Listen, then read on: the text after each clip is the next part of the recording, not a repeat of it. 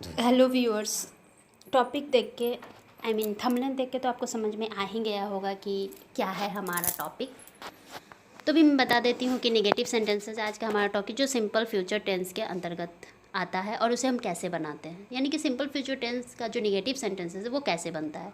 तो इस सेंटेंस को बनाने का स्ट्रक्चर इस प्रकार है: सब्जेक्ट प्लस विल नॉट या shall not plus V1 plus object.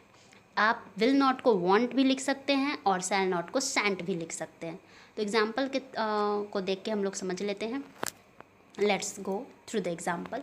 He will not go there या फिर ही वॉन्ट गो देयर, वह वहाँ नहीं जाएगा। Both are correct. It's depend on you कि what will you choose.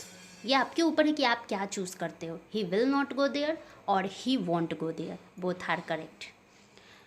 Again, next sentences. I shall not eat fritters. Fritters means पकौड़े होते हैं। I shan't eat fritters यानी कि मैं पकौड़े नहीं खाऊंगा, ये हो गया। फिर अगला, Ram shall not meet me tomorrow। फिर Ram shan't meet me tomorrow।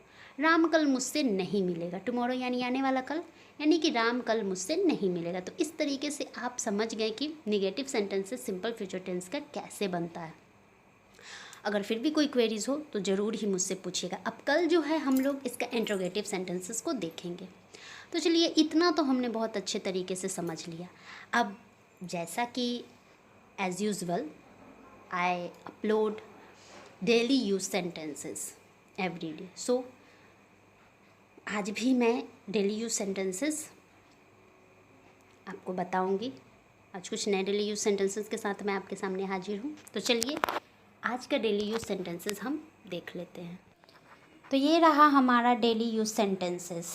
तो पहला सेंटेंस है व्हाट हैपेंड, जिसका मतलब होता है क्या हुआ। अगर आपको किसी को बोलना है, और अक्सर हम बोलते हैं या फिर रोज़ ही बोलते हैं, जब भी किसी को कुछ हो जाता है तो अरे क्या हुआ, क्या हुआ, चोट लग गई तो क्या हुआ, कोई रो रहा है तो क्या हुआ।